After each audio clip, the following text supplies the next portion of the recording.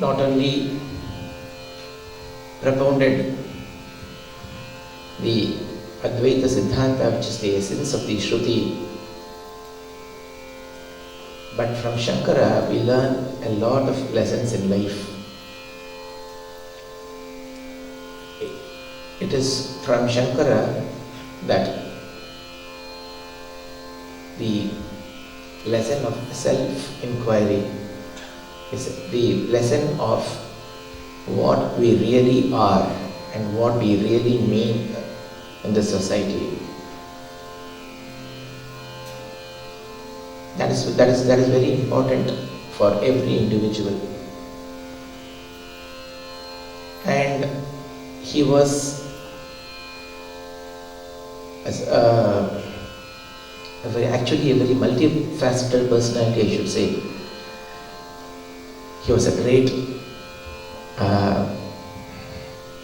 Can you bring down this volume, please? Raise the volume. His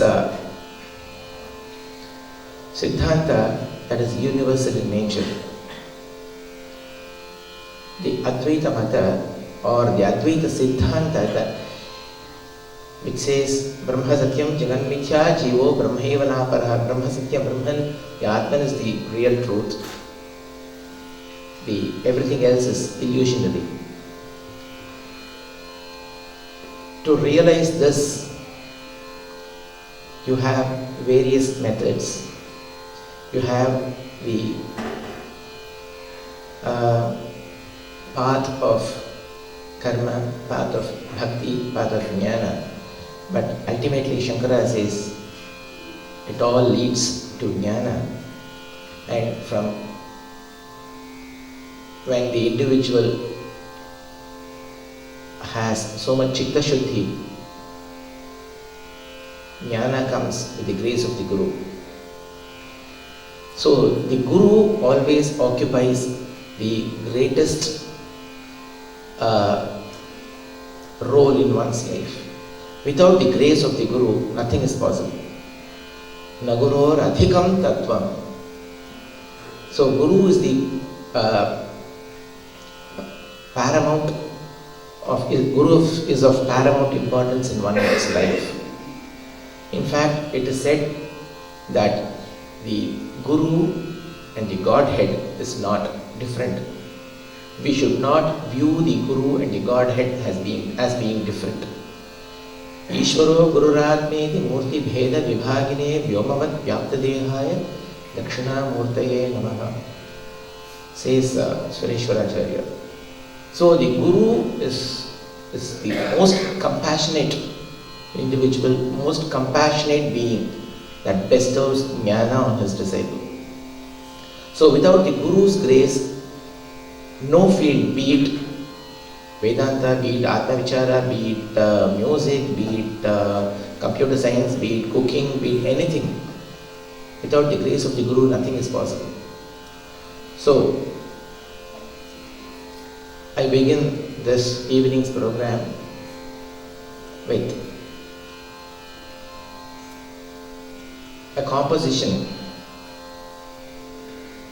that describes the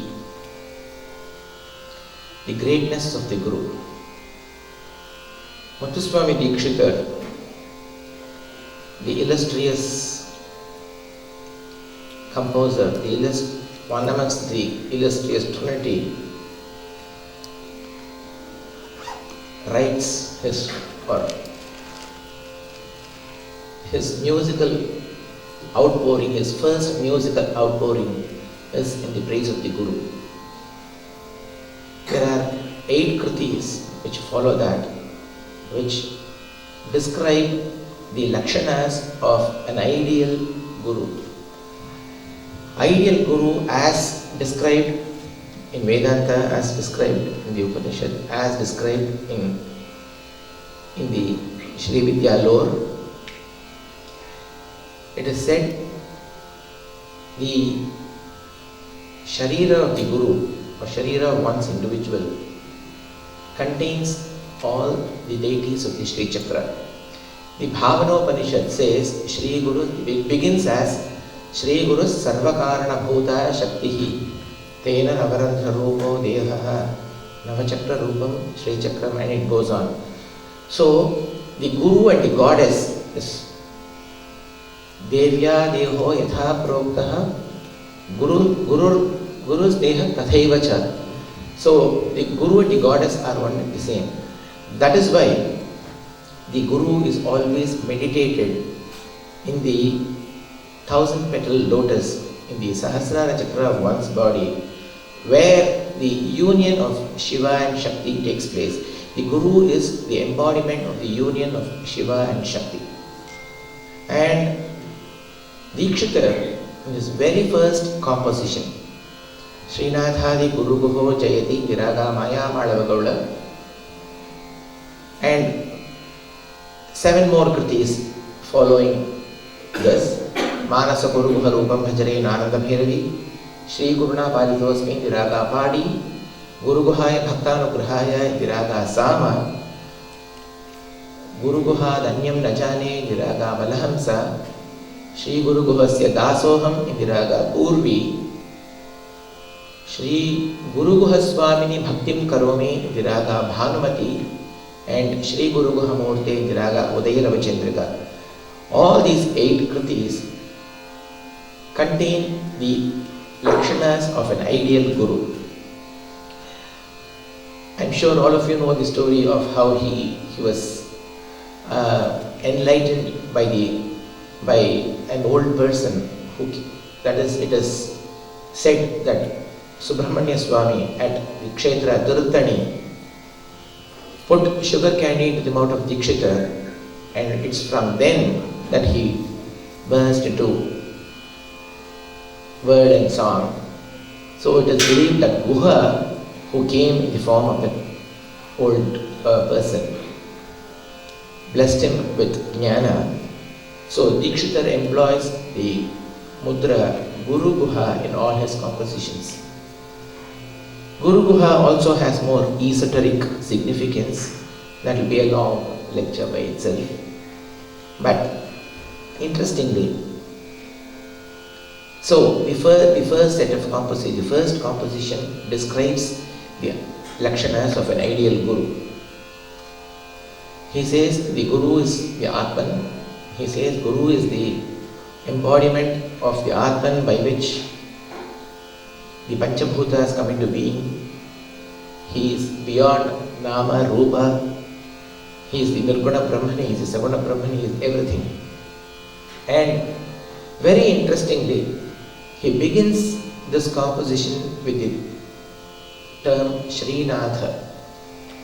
Shri, there are many synonyms for the Guru. Acharya, Deshika. The very word Guru itself means one who removes darkness. But this particular term, Srinatha, is very, very significant here. The definition of this, how this term is derived as Shri Moksha Jnana Datratvat Nada Brahma Vibodhana Sthagita Jnana Chinnhatvat Srinatha Katitha Priye. This is the definition of the term Srinatha. Shri, because he bestows Shri, and which means auspiciousness. The Guru bestows all auspiciousness. So Shri. Na, because he always meditates on the Nada Brahman. Na. And Tha, because he blocks ignorance. Sthagita. Sthagita jnana, ajnana, one who blocks ajnana. Sthagita jnana chinnhatva, so tha. So that's why the term is Srinatha. So Dikshitar, who was an upasaka of the goddess, who was an upasaka of the Nada Brahman, adores his Guru as the Srinatha. And this first composition describes the lakshanas, and it is in the Maya Madava Gaula Raga. The Maya Madava Gaula Raga you can, in the Pallavi, he employs the Arohana, the Avarohana, Viraga. He also employs the 3 speeds, 3 kalas, and in the Anupallavi you have a Jantavarsa like musical setting, and the Anupallavi also carries the second line of the Pallavi carries the Jantavarsa pattern.